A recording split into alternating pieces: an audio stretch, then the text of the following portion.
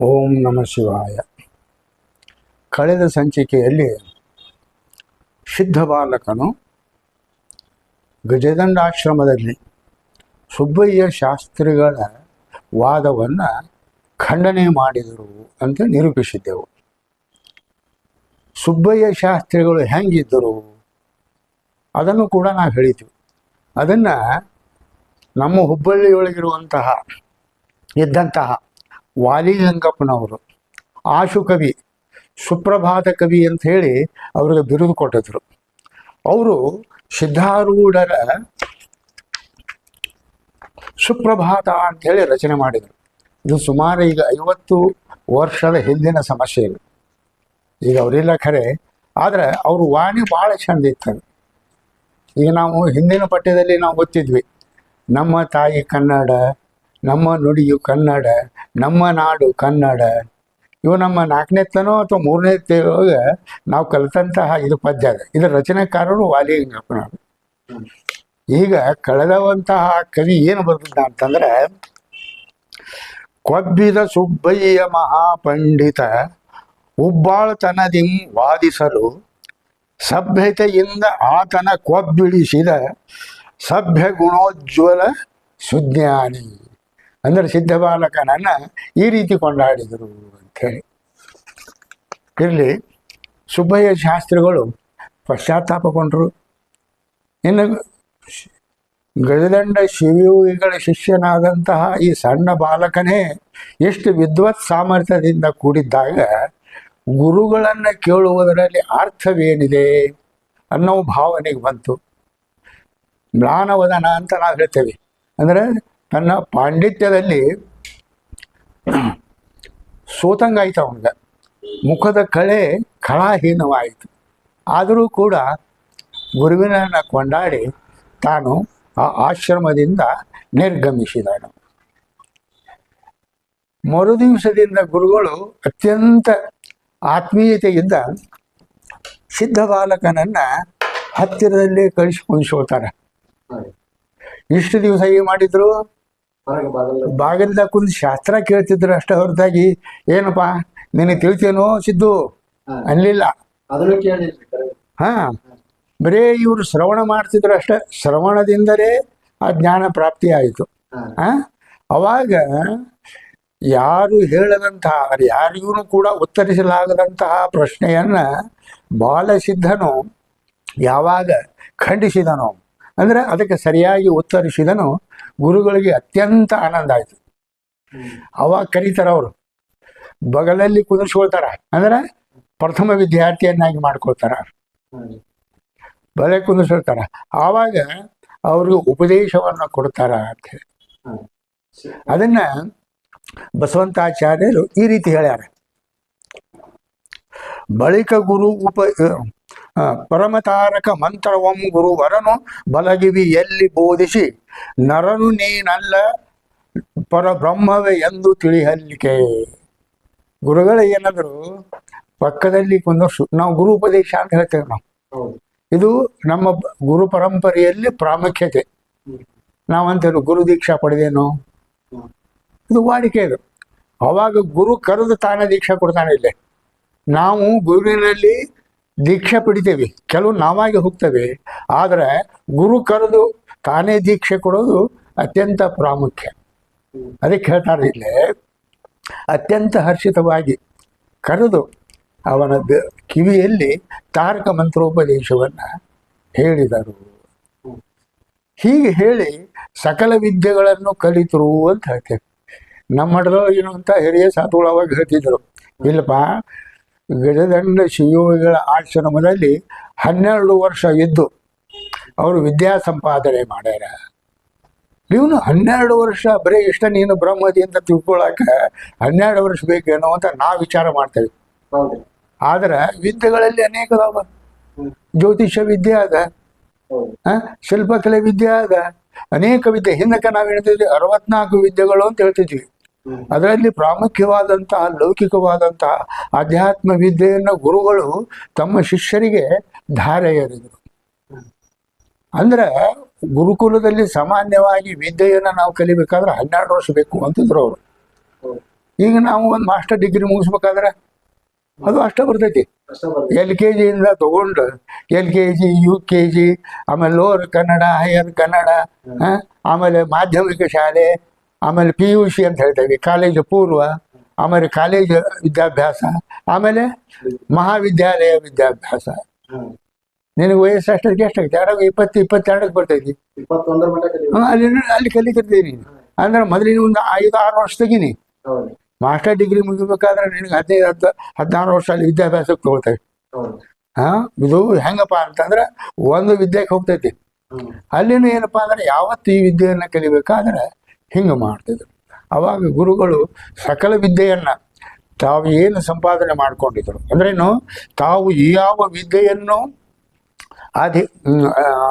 ಅಧ್ಯಯನ ಮಾಡಿದ್ದರೋ ಅದನ್ನು ಪ್ರೀತಿಪೂರ್ವಕವಾಗಿ ಹರ್ಷಚಿತ್ತದಿಂದ ಸಿದ್ಧಾರೂಢರಿಗೆ ಗಜೇಂದ್ರ ಶಿವಯೋಗಿಗಳು ಮುಕ್ತವಾಗಿ ಧಾರೆ ಎರೆದರು ಅಂತ, ಅಂದ್ರೆ ಮುಕ್ತವಾಗಿ ಹೇಳಿಕೊಟ್ರು. ಇನ್ನು ನಮ್ಮಲ್ಲಿ ಒಂದು ಬರ್ತೈತೆ, ಅದು ಗುರುಕುಲದಲ್ಲಿ ಒಂದು ಪದ್ಧತಿ ಏನಪ್ಪ, ವಿದ್ಯೆಯನ್ನು ಹೇಳಿಕೊಟ್ಟ ಮೇಲೆ ಅಂದ್ರೆ ಈಗೇನು 12 ವರ್ಷ ಆತು ಅಂತ ನಾವು ಹೇಳ್ತೇವಲ್ಲ, ಆವಾಗ ಕೊನೆಗೆ ಒಂದು ಮಾತು ಹೇಳ್ತಿರ್ತಾರೆ ಗುರುಗಳು. ಏನಂತ? ಅಂತೆ ವಾಚನಂ ಅನುಶಾಸ್ತಿ. ಇಲ್ಲಿ ತೈತರಿಯ ಉಪನಿಷತ್ತಿನೊಳಗೆ ಶಿಕ್ಷಾವಲ್ಲಿ ಅಂತ ಭಾಗ ಬರ್ತದೆ. ಶಿಷ್ಯರನ್ನು ಕುರಿತು ಏನು ಹೇಳ್ತಾರ? ಸತ್ಯಂ ವದ ಧರ್ಮಂ ಚರ ಆಚಾರ್ಯಾಯ ಪ್ರಿಯಂ ಧನಂ ಆವೃತ್ಯ ಅಂತ ಇಲ್ಲಿ ಮತ್ತೊಂದು ಗೌಣವಾಗಿ ಹೇಳ್ತಾರ ಅವರು.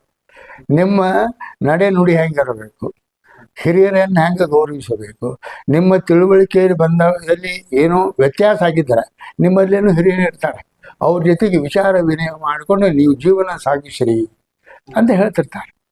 ಹಂಗ ಇಲ್ಲಿ ಗುರುಗಳು ಏನು ಮಾಡಿದ್ರು, ಎಲ್ಲ ವಿದ್ಯೆಯನ್ನು ಕಲಿತು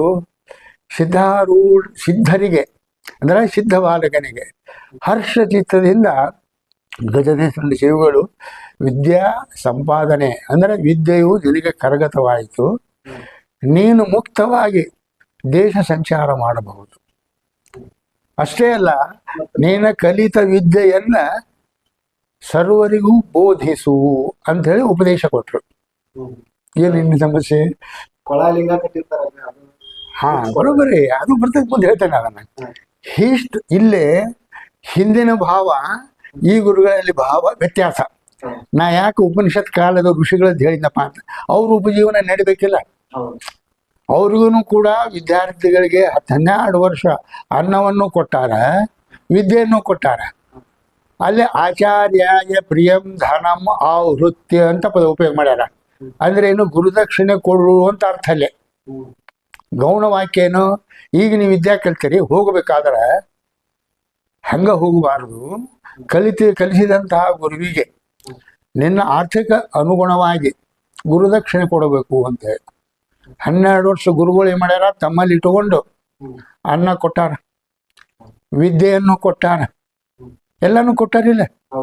ಮತ್ತ ಹಂಗ ಹೋಗೋದು ಅಂತಂದ್ರ ಅಂದ್ರೆ ಗುರುಕುಲ ನಡಿಬೇಕು ಹಂಗ. ಅಲ್ಲೇ ಆ ಪದ ಇಟ್ರು. ಇಲ್ಲ ವ್ಯತ್ಯಾಸ ಆತಿಲ್ಲ. ಈ ನಮ್ಮ ಗುರುಗಳು ಹೇಳಿದರು, ವಿದ್ಯೆಯನ್ನ ಅಧೀತ ಮಾಡಿಕೊಂಡಿನಿ, ದೇಶ ಸಂಚಾರ ಮಾಡು, ಕಲಿತಂತಹ ವಿದ್ಯೆಯನ್ನ ಪ್ರಚುರಪಡಿಸು ಅಂದ್ರೆ ಸಂದರ್ಭಾನುಸಾರವಾಗಿ ಅದನ್ನು ಬಳಕೆ ಮಾಡು. ಅಂದ್ರೆ ಶಿಷ್ಯರಿಗೆ ಅಥವಾ ಯಾರು ತಿಳುವಳಿಕೆ ಇಲ್ಲದವರಿಗೆ ಅದನ್ನು ಬೋಧಿಸಿದರು ಅಂತ. ಥಟ್ನ ಉಪನಿಷತ್ತಿನ ವಾಕ್ಯ ಸಿದ್ಧ ಬಾಲಕನಿಗೆ ನೆನಪಾಯಿತು. ಗುರುಗಳು ನಿನಗೆ ವಿದ್ಯೆ ಮುಗಿದೈತಿ ಅಂದಮೇಲೆ ನನಗೆ ಅವರು ಹೇಳಿಕೊಡುವುದು ಏನು ಉಳಿದಿಲ್ಲ. ಅರ್ಥಾತ್ ನನಗೆ ಅವರು ಯಾವ ವಿದ್ಯೆಯನ್ನು ಕಲಿಸಿದಾರಲ್ಲ ಸಂಪೂರ್ಣವಾಗಿ ಮನಃಪೂರ್ವಕವಾಗಿ ನನಗೆ ಹೇಳಿಕೊಟ್ಟಾರ ಅನ್ನೋ ಭಾವ ಬಂತು. ಹಂಗಾರ ಗುರುದಕ್ಷಿಣೆ ಕೊಡ್ಬೇಕಲ್ಲ. ಉಪನಿಷತ್ಕಾರರು ಹೇಳ್ಯಾರಿಲ್ಲ, ನಾನು ವಿದ್ಯಾ ಸಂಪಾದನೆ ಮಾಡೇನಿ, ಮಠದಾಗಿನ ಮಠದ ನಾ ಉಂಡೇನಿ ಬಿಡು, ನಾ ಭಿಕ್ಷಾ ತಗೊಂಬಂದೆ ನಾ ಉಂಡೇನಿ ಅಂತ ಅನ್ನೋ ಭಾವ ಅಲ್ಲ. ಆಶ್ರಯ ಕೊಟ್ಟಾರಿಲ್ಲ, ವಿದ್ಯಾ ಕೊಟ್ಟಾರ, ಅದರ ಋಣ ತೀರ್ಸ್ಬೇಕಿಲ್ಲ. ಅದಕ್ಕೆ ಹಂಗಾರೆ ನಾ ಏನು ಮಾಡಲಿ? ಗುರುದಕ್ಷಿಣೆ ಕೊಡ್ಬೇಕು. ಊರು ಹೋಗಿ ತಂದು ಕೊಡ್ತೇನೆ ಅಂತ ಅನ್ನಕ್ಕೆ ಬರ್ತೈತಿ? ಬಿಡಪ್ಪ, ನಾನು ಬರ್ಬೇಕಾದ್ರೆ ಏನೋ ಅಷ್ಟು ತಂದು ಇಟ್ಕೊಂಡಿದ್ದೆ, ಮುಚ್ಚಿ ಇಟ್ಕೊಂಡೆ ಅನ್ನಕ್ಕೆ ಬರ್ತೈತಿ? ಮನೆಯಿಂದ ಬರಬೇಕಾದ್ರೆ ಬರೇ ಒಂದು ಮೇಲು ಇದು ಹೋಯ್ತು ಹೊದಿಕೆ ಅಂತ ನಾವು ಹೇಳ್ತೇವೆ. ಒಂದು ಪಂಜೆ ಹೊತ್ಕೊಂಡ್ ಬಂದಾರ ಅವ್ರು. ಮತ್ತೇನಿಲ್ಲ, ಥಂಡ್ ಹತ್ತೈತಿ, ಶೂಟ್ರ್ ಹಾಕೋಬೇಕು, ಕಾಲು ಐತಿ, ಇದು ಮುಳ್ಳು ನಡ್ತಾವು, ಚಪ್ಪಲಿ ಹಾಕೊಂಬರ್ಬೇಕು, ಏನಿಲ್ಲ. ಒಂದು ಉತ್ತರೀಯ ಅಂತ ನಾವು ಹೇಳ್ತೇವೆ, ಮೇಲ್ಹೊದಿಕೆ. ಕೌಪಿನ ಧಾರಣೆ ಅಂದ್ರೆ ಮಾನ ಮರ್ಯಾದೆ ಮುಚ್ಚಿಕೊಳ್ಳಿಕ್ಕೆ ಕೌಪಿನ ಧಾರಣೆ. ಒಂದು ಉತ್ತರೀಯ ಅಂದ್ರೆ ನಾವು ಮೇಲೆ ಹೊದಿಕೆ ಅಂತ ಹೇಳ್ತಲ್ಲ, ಅದನ್ನು ಹೊತ್ಕೊಂಡು ಬಂದಂತಹ ಸಿದ್ಧ ಬಾಲಕನಲ್ಲಿ ಏನದ? ಏನೂ ಇಲ್ಲ. ನೋಡಿದ ಮನೆತನದ ಗುರುಗಳು ಕಟ್ಟಿದ್ದು ಇಷ್ಟಲ್ಲಿ ಹಿಂಗಿತ್ತು, ಅದು ಬೆಳ್ಳಿದ, ಸಾಮಾನ್ಯ ಅರಿವೆ ಕಟ್ಟಿದ್ದಲ್ಲ ಅದು. ಅದು ಒಂದು ಬೆಳ್ಳಿಯ ಗುಂಡಗಡಿಗೆ ಅಂತ ಹೇಳ್ತೇವೆ ನಾವು. ಎಲ್ಲಿ ಸಿದ್ಧಾರೂಢರ ಕೊಳ್ಳೊಳಗಿರುವಂತಹ ಒಂದು ಬೆಳ್ಳಿ ಗುಂಡಗಡಿಗೆ. ಅದನ್ನ ಏನು ಮಾಡಿದ್ರಪ್ಪ ಅಂತಂದ್ರೆ ಗುರುದಕ್ಷಿಣೆಯಾಗಿ ಅರ್ಪಿಸಬೇಕು ಅಂತ ಮನಸ್ಸು ಮಾಡಿದರು ಅವರು. ಈಗ ಗುರುಗಳು ಹೇಳಿದರು, ಶಾಸ್ತ್ರವನ್ನು ಕೇಳಿದ, ಆದರೆ ಶಿಷ್ಯನ ಮನೋಭಾವ ಏನು? ಆತಪ್ಪ ನಿನಗೆ ಹೇಳಿನಿ ಅಂತಂದ್ರೆ ಇವನಿಗೂ ತೃಪ್ತಿ ಆಗ್ಬೇಕಿಲ್ಲ. ಇದು ಹೆಂಗಂತಂದ್ರ ನಾವಿಲ್ಲಿ ಪಾಕಶಾಲೆಯೊಳಗೆ ಊಟ ಕುಂತಿರ್ತೇವೆ, ನೀಡ್ತಿರ್ತಾನವ. ಅವ ಒಂದ್ಸಲ ಅನ್ನ ಕೊಡ್ತಾನ, ಅವ ನುಗ್ಗಿ ಕೊಡ್ತಾನ, ಮತ್ತೊಂದ್ಸಲ ಬರ್ತಾನ, ನೀಡ್ತಾನ. ಕೆಲವ್ರು ಊಟ ಮಾಡ್ತಿರ್ತಾರ, ಇದು ಮಾಡ್ತಾರ. ಅವ ತನ್ನಷ್ಟಕ್ಕೆ ತಾ ಹೋಗಿರ್ತಾನ, ಇನ್ನೊಬ್ಬ ಹಸು ಹಂಗ ಇರ್ತೈತಿ, ಇನ್ನಷ್ಟು ಅನ್ನ ಬೇಕಾಗಿರ್ತೈತಿ ಅಂತ ಇರ್ತಾನ. ಇನ್ನಷ್ಟು ಅನ್ನ ಬೇಕು ಅಂತಿರ್ತಾನ. ಅವ ಕರಿತಾನವ, ಯಾರಿಗೆ? ಅನ್ನ ಯಾರೋ ಬಡಿಸ್ತಿರ್ತಾನ ಅವನಿಗೆ. ಯಾಕಂದ್ರೆ ಅವ ಅನ್ನ ನೀಡವಲ್ಲ, ಅವನ್ ಬಿಟ್ಟು ಬೇರೆ ಕರೆಗೆ ಬರ್ತೈತೆ ಇಲ್ಲ, ನನಗೆ ಇನ್ನಷ್ಟು ಬೇಕು. ಹಂಗ ಸಿದ್ಧಾರೂಢರಲ್ಲಿ ಒಂದು 3 ಪ್ರಶ್ನೆಗಳು ಸಂಶಯ ಉಳಿದದ್ದು. ಅಲ್ಲಿ ಮನೆ ಬಿಡಬೇಕಾದ್ರೂ 3 ಸಂಶಯಗಳಿಂದ ನಿವಾರಿಸ್ಕೊಂಡು ಬಂದಿದ್ರು ಅವ್ರು. ಇಲ್ಲಿನೂ ಕೂಡ ಗುರುಗಳು ವಿದ್ಯೆ ಆಗಿದ್ದ ಎಲ್ಲ ಹೇಳಿದ್ರು ಕೊಟ್ಟ ಇನ್ನೂ ಒಂದು 3 ಪ್ರಶ್ನೆ ಇವರಲ್ಲಿ ಉಳಿತದ. ಅವು ಯಾವ ಪ್ರಶ್ನೆ? ಕೇಳಿ ತಿಳ್ಕೊಂಡು ನಾವು ಜಾಗ ಬಿಡಬೇಕು. ನಾನೇ ಕೇಳಿ ತಿಳ್ಕೊಂಡು ಪರಿಹರಿಸಿದ ಮೇಲೆ ನನಗೆ ತೃಪ್ತಿ ಆಗ್ತದೆ. ಆವಾಗ ನಾನು ದೇಶ ಸಂಚಾರಕ್ಕೆ ಹೋಗ್ಲಿಕ್ಕೆ ಒಳ್ಳೆಯ ಸಮಯ ಅಂಥೇಳಿ ವಿಚಾರ ಮಾಡಿ ನಮಸ್ಕಾರ ಮಾಡ್ತಾರೆ ಗುರುಗಳಿಗೆ. ಗುರುಗಳ ಆಜ್ಞೆ ಆಗೈತಿ, ಇಲ್ಲಪ್ಪ ನಿನಗೆ ವಿದ್ಯಾ ಸಂಪೂರ್ಣ ಆಗೈತಿ, ನೀವು ಹೋಗ್ಬೋದು ಅಂತ ಅಂದ ಮೇಲೆ ಇನ್ನು ಗುರುವಿಗೆ ನಾವೇ ಮಾಡ್ಬೇಕೇನು? ಎದುರು ಉತ್ತರ ಕೊಡಕ್ಕೆ ಬರ್ತೈತಿ? ಅವಾಗ ಮಾಡಿದರು, ನಮಸ್ಕಾರ ಮಾಡಿದರು, ಕೈ ಮುಗಿದು ನಿಂತ್ಕೊಂಡ್ರು. ಏನು ಕೇಳಿದರು? ನನಗೂ ಇನ್ನೂ ಒಂದು 3 ಪ್ರಶ್ನೆ ಅವನ್ ಸ್ವಲ್ಪ ಸಂಶಯ ಉಳಿದಾಗ ಅದನ್ನು ತಾವು ನಿವಾರಿಸಬೇಕು. ಜ್ಞಾನ ದೃಷ್ಟಿಯಿಂದ ಯಾರಿಗೆ ಗಜಾನನ ಶಿವಗಳಿಗೆ ಗೊತ್ತಾಯ್ತು ಅಂದ್ರೆ ಅವರು, ನನಗೂ ಗೊತ್ತಲ್ಲ ನಿನ್ನಲ್ಲಿ ಇರುವಂತಹ ಯಾವುವು ಅಂತ. ಹಂಗಾರೆ ಹೇಳೋ ಗಟ್ಟಿಗೆ ಅವಾಗ ಆ 3 ಪ್ರಶ್ನೆಗಳು ಯಾವುವು, ಹೆಂಗೆ ಬಂತು ಅನ್ನಕ ಅವ್ರು ವಿಚಾರ ಮಾಡ್ತಾರವ. ಅವ್ಯಾರು? ಸಿದ್ಧ ಬಾಲಕ ಗುರುಗಳಿಗೆ ಹೇಳ್ತಾನೆ, ಇಲ್ಲಿವರೆಗೆ ಎಲ್ಲ ಶಾಸ್ತ್ರವನ್ನು ನಾ ಅಧೀತ ಮಾಡೇನಿ ಅಂದ್ರೆ ಕೇಳ್ಕೊಂಡೇನಿ, ಆದರೂ ಕೂಡ ಒಂದು ಸಂಶಯ ಉಳಿದೈತಿ. ಏನು ಸಂಶಯ ಅದು? ಷಟ್ಶಾಸ್ತ್ರಗಳ ಅರ್ಥ ನನಗೆ ನಿಶ್ಚಯವಾಗೈತಿ ಅನ್ನೋದಕ್ಕೆ ಚಿಹ್ನೆಗಳೇನು? ಹೆಂಗ ಪ್ರಶ್ನೆ ಕೊಟ್ರು ಗೊತ್ತೇನು? ಈ 6 ಶಾಸ್ತ್ರಗಳು ನನಗೆ ಅರ್ಥ ಆಗೈತಿ ಅನ್ನೋದಕ್ಕೆ ಅದ್ರ ಗುರ್ತೇನು ಅಂಥೇಳಿ ಗುರುಗಳಿಗೆ ಪ್ರಶ್ನೆ ಮಾಡಲಿಕ್ಕೆ ಭಾಳ ಸಂತೋಷದಿಂದ ಹೇಳ್ತಾರೆ ಅವರು. ಯಾರು? ಗದೆಯ ಶಿವಗಳು. ಏನು ಹೇಳ್ತಾನಪ್ಪ ಅಂತಂದ್ರೆ, ಈ ಚಿಹ್ನೆಗಳು ಯಾವಪ್ಪ ಅಂತಂದ್ರೆ ಅವನಿಗೆ ಅಂದ್ರೆ ಅವನ ಮುಖದಲ್ಲಿ ನಮಗೆ ಪ್ರಸನ್ನವದನ ಅಂತ ಹೇಳ್ತೇವೆ. ನಮ್ಮ ಸಂಶಯ ಪ್ರಶ್ನೆ ಎದರಿಂದ ಗೊತ್ತಾಯ್ತು? ಕೈಯಿಂದ ಗೊತ್ತಾಗತ್ತೇನು? ಸೊನ್ನೆ ಮಾಡ್ದ ಅಂತ ಹೇಳ್ತೇವೆ ಅಷ್ಟ. ಆದರೆ ನಮ್ಮ ಮುಖದ ಹಾವಭಾವದಿಂದಲೇ ನಾವು ಸಂತೋಷದೇವಿ ಪ್ರಶ್ನೆ ಮಾಡ್ತೇವೆ ಅಂತ ಗೊತ್ತಾಗತ್ತಿಲ್ಲ. ಅದಕ್ಕೆ ಗಜಧರ್ಮ ಶಿವಗಳು ಹೇಳ್ತಾರ, ಅವನಿಗೇನಾಗಿರ್ಬೇಕಪ್ಪ? ಸಂಶಯಾದಿಗಳು ಬಂದಿರಬಾರದು, ವಿಪರೀತ ಭಾವನೆ ಅಸಂಭಾವನೆ ಅನ್ನೋದು ತೋರಗೊಡಬಾರದು, ಮತ್ತು ಬ್ರಹ್ಮಾತ್ಮ ಭಾವ ಇದರಿಂದ ಅವನಿಗೆ ವ್ಯಕ್ತವಾಗಿದೆ ಅನ್ನೋದು ಗೊತ್ತಾಗ್ತದೆ ಅಂತ. ಅಂದ್ರೆ ನಾ ಪ್ರಸನ್ನ ವದನ ಅಂತ ನಾವೇ ಹೇಳ್ತೇವೆ.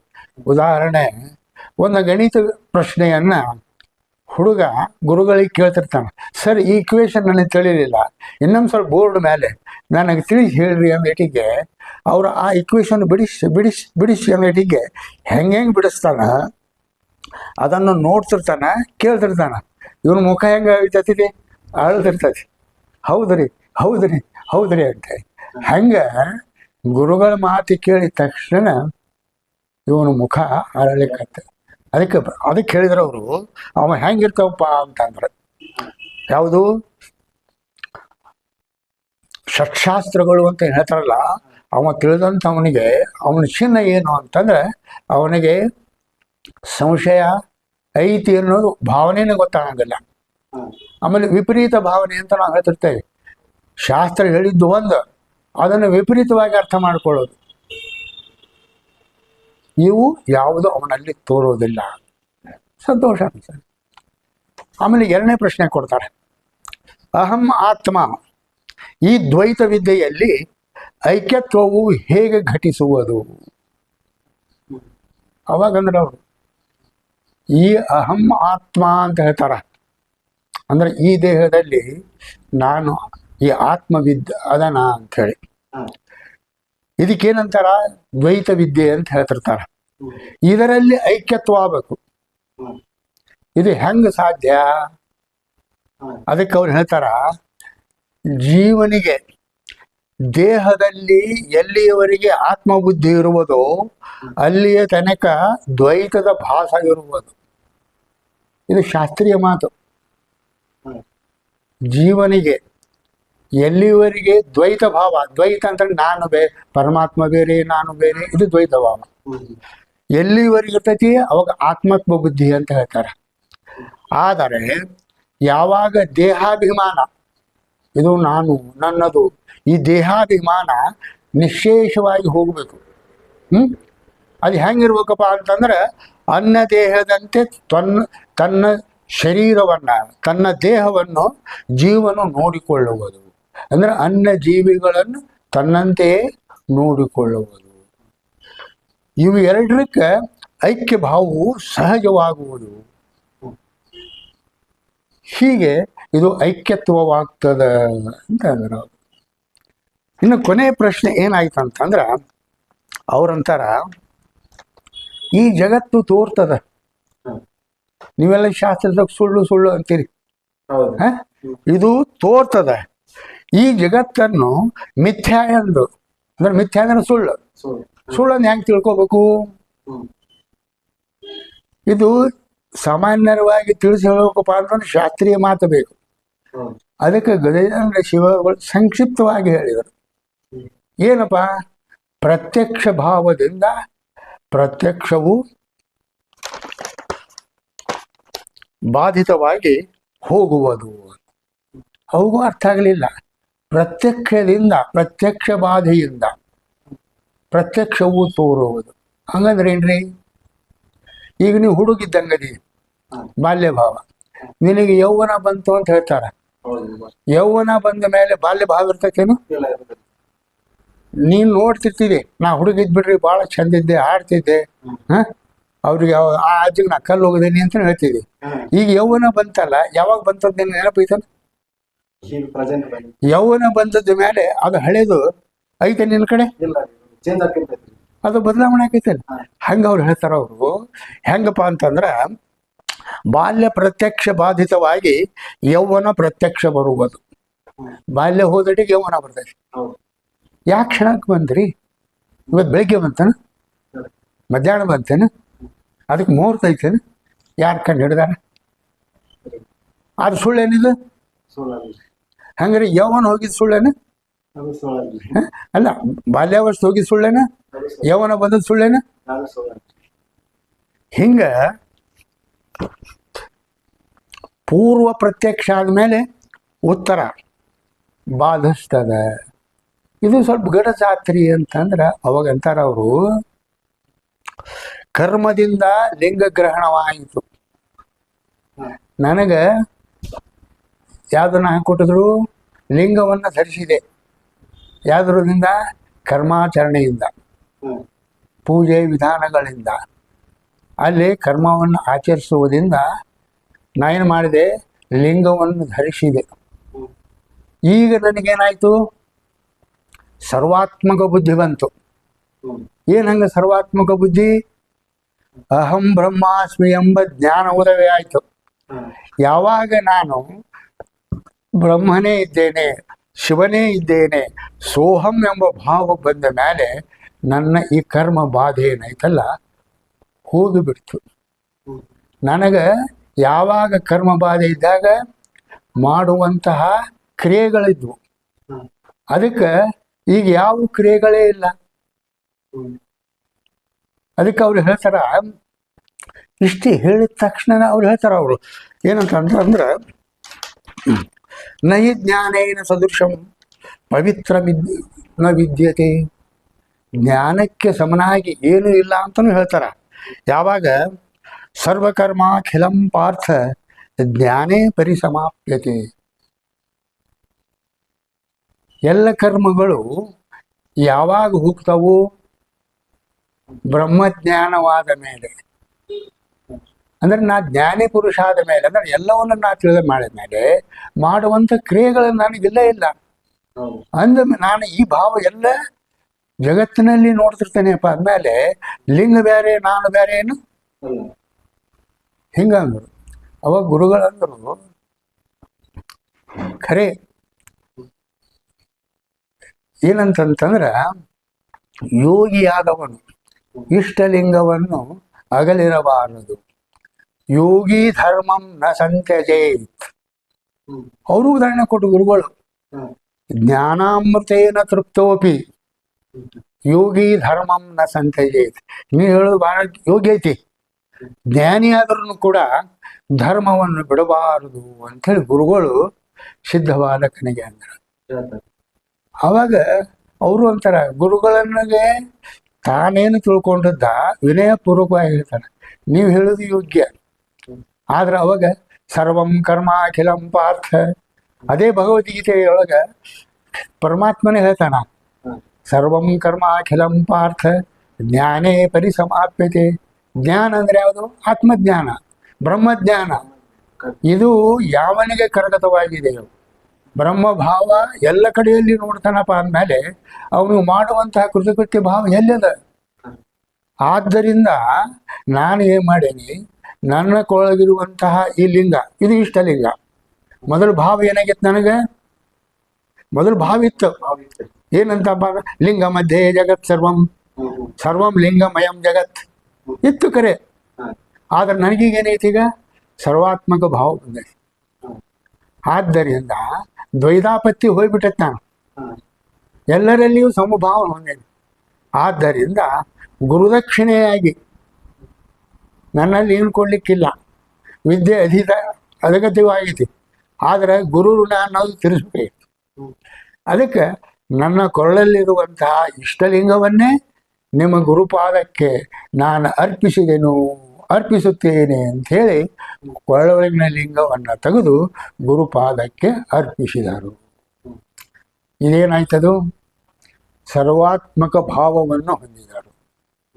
ಇದು ಎಲ್ಲ ಜ್ಞಾನಿಗಳಲ್ಲಿ ಅತ್ಯಂತ ಕುಚಿತ. ಲಕ್ಷೋಪಲಕ್ಷ ಜ್ಞಾನಿಗಳಲ್ಲಿ ಈವ ಭಾವ ಬರೋದು, ಈ ವೃತ್ತಿಯಲ್ಲಿರೋದು ಅಸಾಧ್ಯ. ನಾನು ಹಿಂದೆ ಅನೇಕ ಮಹಾತ್ಮರನ್ನು ಕೇಳಿ, ಅವರು ಅಂತಿದ್ರು, ಇಲ್ಲಪ್ಪ, ಒಳಗೆ ತಿಳ್ಕೋಬೇಕು, ಹೊರಗೆ ಆಚರಣೆ ಮಾಡಬೇಕು. ಅರ್ಥ ಏನು? ನಿನ್ನ ಭಾವನೆ ಬ್ರಹ್ಮ ಭಾವನೆ ಖರೆ, ಅದು ತಿಳುವಳಿಕೆ ಭಾವನೆ, ಆದರೂ ಆಚರಣೆಯಲ್ಲಿರಬೇಕು. ಇದು ನಮ್ಮ ಜ್ಞಾನಿಗಳಲ್ಲಿಯೂ ಸಿಗ್ತದೆ. ಆದರೆ ಇಂಥ ಅಚಲ ಸರ್ವಾತ್ಮಕ ಭಾವ ಕೋಟಿಗೆ ಒಬ್ಬಿನಲ್ಲಿರುತ್ತದೆ. ನಮ್ಮ ಭಾರತದೊಳಗೆ ಎಷ್ಟು ಋಷಿಗಳದಾರ, ಜ್ಞಾನಿಗಳದಾರ, ಜೀವನ್ಮುಕ್ತರದಾರ, ಪಂಡಿತರಂತ ಅದಾರ. ಈ ಭಾವವನ್ನು ನಾವು ವಿಚಾರ ಮಾಡಿ ನೋಡಿದ್ರೆ ಕೇವಲ ವಿರಳ. ಎಷ್ಟೋ ತೋರಿಕೆಗಾಗಿ ನಾನು ಇಂಥವ ಅಂತೇಳಿ ತಮ್ಮ ಚಿನ್ನವನ್ನು ತೋರಿಸ್ತಾರ, ನೋಡ್ತೇವಿಲ್ಲ. ರುದ್ರಾಕ್ಷಿ ಧರಿಸ್ತಾರ, ಆಮೇಲೆ ಲಿಂಗವನ್ನ ಧರಿಸ್ತಾರ. ನಾನು ನಿಂದ ಮಾಡ್ತೀನಿ ಅಂತನೂ ಅಲ್ಲ, ಅವು ಕೆಲವು ಚಿಹ್ನೆಗಳದಾವ. ಆದರೆ ಸರ್ವಾತ್ಮಕ ಭಾವ ಚಿಹ್ನೆ ಏನೈತಲ್ಲ, ತೋರಿಸಿದವರು, ಇದ್ದಂಥವರು, ನಡೆದಂತೆ ನೋಡಿದವರು, ನಡೆಯುತ್ತಿರುವವರು, ತಮ್ಮ ಜೀವನದಲ್ಲಿ ಅಳವಡಿಸಿಕೊಂಡವರು ಸಿದ್ಧಾರೂಢರು. ಇದನ್ನ ಕಂಡು ಅವಾಗ ಗುರುಗಳು ಅತ್ಯಂತ ಆನಂದ ಭರಿತರಾಗಿ ಅಪ್ಪಿಕೊಳ್ತಾರೆ. ಸಿದ್ಧ ಬಾಲಕನನ್ನ ಅಪ್ಪಿಕೊಳ್ತಾರೆ. ಅವ್ರೇನಂತಾರೆ, ಅವರು ಗುರುವಿಗೆ ನೀನು ಹೆಚ್ಚಿನ ಸ್ಥಾನದಲ್ಲಿ ಮುಂದೆ ಹೋಗಿರುವೆ. ಅರ್ಥ ಎಷ್ಟು ಗೌಣ ಅದ ನಿನ್ನಲ್ಲಿ ಭಾವನೆ, ಅಂದ್ರೆ ನಿನ್ನಲ್ಲಿರುವಂತಹ ಅಧೀತ ವಿದ್ಯೆ ಹೆಂಗೈತಿ, ಯಾವ ಗುರುವಿನಲ್ಲಿತ್ತು ಹೆಚ್ಚಿನ ಮಟ್ಟದಲ್ಲವೆ, ಅಂದ್ರೆ ಅದನ್ನು ನೀನು ಆಚರಿಸುವಂಥವನಾಗಿ ಅಪ್ಪಿಕೊಂಡರು. ಅದಕ್ಕೆ ನೀನು ಆರೂಢ. ಅವಾಗ ಹೇಳ್ತಾರೆ ಅವರು, ಆರೂಢ ಬೇರೆ ಇಲ್ಲ, ಅಂದ್ರೆ ಎಲ್ಲ ಉಚ್ಚ ಮಟ್ಟದಲ್ಲಿ ಹೋದವನು ಅಂತ ಸಾಮಾನ್ಯ ಅರ್ಥ. ಅಂತಂದ್ರೆ ಈ ಎಲ್ಲ ಭಾವನೆಗಳನ್ನು ಮೀರಿ ದಾಟಿದವನು ಅಂತ ನಾವು ಅಂತಿರ್ತೇವೆ. ಅನೇಕ ಅರ್ಥ ಇರ್ಬೋದು. ಇದಕ್ಕೆ ನಾವು ಅವಧೂತ ಅಂತ ಕರಿತೀವಿ, ವಿದ್ವತ್ ಸನ್ಯಾಸಿ ಅಂತ ಕರಿತೀವಿ, ಜೀವನ್ ಮುಕ್ತ ಅಂತ ಕರಿತೀವಿ, ಜ್ಞಾನಿ ಅಂತ ಕರಿತೀವಿ. ಎಲ್ಲ ಒಂದೇ ಇದ್ರೂ ಕೂಡ ಶಾಸ್ತ್ರವನ್ನ ಶಾಸ್ತ್ರ ರೀತಿಯಾಗಿ ಪದಗಳನ್ನು ಬಯಸ್ಬೇಕು. ಈಗ ನಾವಂತೇವೆ ಐಕ್ಯರಾದರು ಅಂತ ಹೇಳ್ತೀವಿ. ಈಗ ನಾವು ಈ ಯಾವುದು ಈ ಷಷ್ಠಲ ಅಂತ ಹೇಳ್ತೇವೆ. ಯಾವ್ದು ಬರ್ತಾವ ಷಷ್ಠಳಗಳು? ಭಕ್ತ, ಮಹೇಶ, ಪ್ರಸಾದಿ, ಪ್ರಾಣಲಿಂಗಿ, ಶರಣ, ಐಕ್ಯ. ಕೊನೆಗೆ ಅವ್ರು ಐಕ್ಯರಾದರು ಅಂತ ನಾವು ಹೇಳ್ತೇವೆ. ಹೌದಾ? ಅದು ಒಂದೊಂದು ಮೆಟ್ಟಲುಗಳನ್ನ ಹತ್ತಿ ಹೋಗ್ತಾರೆ. ಒಮ್ಮೆಕ್ಲೆ ಹೋಗ್ತಾರ ಅಂದ್ರೆ ಇಲ್ಲಿ ಮೆಟ್ಟಲುಗಂದ್ರೆ ಸಾಧನೆಗಳು. ಇದು ಕೊನೆಯ ಸಾಧನೆ, ಅಂದ್ರೆ ಏಕಾಕಾರವಾಗಿ ಕೂಡಿದರು ಅಂತ ನಾವು ಹೇಳ್ತೇವೆ. ಹಂಗ ವೇದಾಂತದಲ್ಲಿ ಆರೂಢ ಆ ಮಟ್ಟಕ್ಕೆ ಹೋದ ಮೇಲೆ ಆಚರಣೆ ಏನೂ ಇಲ್ಲ. ಜನರಲ್ಲಿ ಭೇದ ಭಾವ ಕಾಣೋದಿಲ್ಲ, ಉಚ್ಚ ನೀಚ ಭಾವ ಬರೋದಿಲ್ಲ, ದ್ವೇಷ ಅಸೂಯ ಭಾವನೆ ಅವನಲ್ಲಿರೋದಿಲ್ಲ. ಎಲ್ಲರಲ್ಲಿಯೂ ತಾನಿದ್ದೇನೆ ಅಂತ ಹೇಳಿ ಕೂಡಿಸಿರ್ತಾನವ. ಅದಕ್ಕೆ ನಾವಂತೇವೆ, ಸಿದ್ಧಾರ್ಥ ಮಠಕ್ಕೆ ಹೋದ್ರೇನು ಎಲ್ಲಾರನ್ನು ಒತ್ತಟ್ಟಕ್ಕೆ ಕೂಡಿರ್ತಾರ ಅಂತಂದ್ರೆ ಆ ಮಟ್ಟಕ್ಕೆ ಹೋಗ್ಯಾರ. ಇದು ಆರೂಢ ಮಟ್ಟ ಹತ್ತದ್ರ ಸಾಮಾನ್ಯಲ್ಲಿದು ವೇದಾಂತದೊಳಗಿನ ಕೊನೆಯ ಮಟ್ಟ ಇದು. ನಾವಂತೀವಿ ಯೋಗದೊಳಗ ಸಮಾಧಿ ಒಳಗೆ ಕೂಡ್ತಾರ ಅಂತಂದ್ರೇನು, ಅಲ್ಲಿ ಯೋಗದೊಳಗ ತನ್ನ ಈ ಜೀವಾಂಶವನ್ನ ಐತಲ್ಲ, ಪ್ರಾಣವನ್ನ ನೆತ್ತಿಗಿರಿಸ್ಕೊಳ್ತಾನವ, ಕೂಡಿರ್ತಾನವ, ಧ್ಯಾನಸ್ಥನಾಗಿರ್ತಾನ. ಆದ್ರೆ ಅವನ ಶರೀರ ಕೆಡೋದಿಲ್ಲ, ವೃತ್ತಿ ಬಹಿರ್ದಿಶೆಯಾಗಿರೋದಿಲ್ಲ. ನಾವಂತರಲ್ಲಿ ಸಮಾಧಿ ಕೂಳ್ತಾರ್ರಿ ಅಂತ ಹೇಳ್ತೇವೆ. ಕೊನೆಗೆ ಐಕ್ಯ ಸ್ಥಳವನ್ನು ಕೂಡಿದ್ರೆ ನಾವು ಏನ್ ಹೇಳ್ತೀವಿ, ಇಲ್ಲ ಅವ್ರು ಸಮಾಧಿ ಮಾಡ್ಯಾರ್ರಿ ಅಂತ, ಅಂದ್ರೆ ಅಲ್ಲಿ ಐಕ್ಯ ಆಗಿರೋದು ಅಂತ ಹೇಳ್ತೇವೆ. ಹಂಗ ವೇದಾಂತದೊಳಗೆ ಶಾಸ್ತ್ರದೊಳಗ ಆರೂಢ ಅಂತಂದ್ರೆ ಅವನಿಗೆ ಕೃತಕೃತ್ಯ ಜಾತವಿಲ್ಲದವನು ಆರೂಢನು ಅಂತ ಹೇಳಿ ಶಾಸ್ತ್ರದೊಳಗೆ ಬರ್ತಾಳೆ. ಅಂದ್ರೆ ಕ್ರಿಯಾದಿಗಳು ಜಗತ್ತಿನೊಳಗೆ ಏನು ಮಾಡೋದು ಇರೋದಿಲ್ಲ ಅವನಿಗೆ, ಅಂದ್ರೆ ಕರ್ಮ ಕ್ರಿಯಾದಿಗಳು ಅಂತ ಹೇಳಿ ತಾನಾಗಿರ್ತಾನವ. ಎತ್ತೆತ್ತ ನೋಡಿದ ತತ್ತ ನೀನೇ ದೇವ ಅಂತ ನಾವು ಹೆಂಗೆ ತರ್ತೇವೆ, ಎಲ್ಲರಲ್ಲಿಯೂ ಕೂಡ ಪರಮಾತ್ಮ ಭಾವವುಳ್ಳವನಾಗಿರ್ತಾನೆ. ಸುಖ ದುಃಖ ಮಾನ ಅಪಮಾನ ಯಾವಕ್ಕೂ ಕೂಡ ಅವನು ಜಗ್ಗೋದಿಲ್ಲ, ಅದ್ರ ಕಡೆ ಲಕ್ಷಣ ವಹಿಸೋದಿಲ್ಲ. ಅಂಥವನಿಗೆ ಆರೂಢ. ಹಂಗ ನೀನು ಇವತ್ತು ಗುರುವಿಗಿಂತಲೂ ಮುಂದೆ ಹೋಗಿ ಆರೂಢ ಪದವಿಯನ್ನ ನೀನು ಅಲಂಕರಿಸಿದಿ. ಆದ್ದರಿಂದ ನೀನು ಇಂದಿನಿಂದ ಸಿದ್ಧಾರೂಢ ಭಾರತಿ ಎಂತ ಪ್ರಸಿದ್ಧನಾಗು ಅಂತ ಹೇಳಿ ಹರ್ಷಚಿತ್ತದಿಂದ ಆಶೀರ್ವಾದ ಮಾಡಿ ಅವರನ್ನು ಆಶ್ರಮದಿಂದ ಜಗತ್ ಸಂಚಾರ ಮಾಡು. ಜಗತ್ತು ಅಂದ್ರೆ ಜನ ನಿನ್ನಿಂದ ಉದ್ಧಾರವಾಗಲಿ ಅಂತ ಹೇಳಿ ಬೀಳ್ಕೊಡ್ತಾನೆ. ಹಿಂಗೆ ಸಿದ್ಧಾರೂಢರು ಗಜದಂಡ ಆಶ್ರಮದಿಂದ ಗಜದಂಡ ಸ್ವಾಮಿಗಳಿಂದ ಎಲ್ಲ ಶಾಸ್ತ್ರವನ್ನು ಕರಗತ ಮಾಡಿದರು. ಇನ್ನು ಸಂಚಾರ ಮಾಡೋದ್ರಿಂದ ಏನು ಲಾಭ ಆಗ್ತದೆ?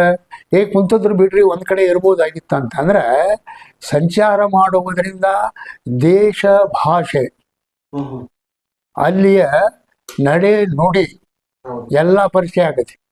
ಅದಕ್ಕೆ ನಮ್ಮಲ್ಲಿ ಏನೈತಿ, ದೇಶ ತಿರುಗಬೇಕು ಒಂದು, ಇಲ್ಲ ಕೋಶವನ್ನು ಓದಬೇಕು ಒಂದು. ಕೋಶ ಅಂದ್ರೆ ಏನಪ್ಪಾ ಅಂದ್ರೆ ಶಬ್ದ ಸಂಗ್ರಹ. ಅದನ್ನು ಓದಿದ್ರೆ ನಾನು ರೂಮ್ನಿಗೆ ಇಷ್ಟ ಗೊತ್ತಾಕೈತಿ.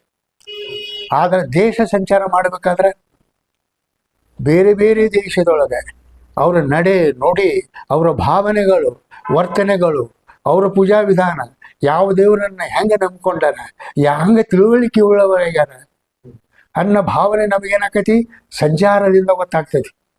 ಹಂಗೆ ಸಿದ್ಧಾರೂಢರು ಮಾಡಿದ್ರು, ಗುರುವಿನ ಅಪ್ಪಣೆಯನ್ನು ಪಡೆದು ದೇಶ ಸಂಚಾರಕ್ಕೆ ಹೊರಟರು. ಹಿಂಗೆ ದೇಶ ಸಂಚಾರಕ್ಕೆ ಹೊರಟಾಗ ಯಾವ ಯಾವ ದೇಶದಲ್ಲಿ ಅವರು ಏನೇನು ತಾವು ಕಲಿತ ವಿದ್ಯೆಯನ್ನು ಪ್ರಯೋಗ ಮಾಡಿದರು ಅನ್ನೋದನ್ನ ಮುಂದಿನ ಭಾಗದಲ್ಲಿ ನಾವು ಅದನ್ನು ವಿಶ್ಲೇಷಣೆ ಮಾಡೋಣ. ಆದ್ದರಿಂದ ಇವತ್ತಿನ ವಿಷಯಕ್ಕೆ ನಾವು ವಿರಾಮ ಕೊಡೋಣ. ಓಂ ತತ್ಸತ್.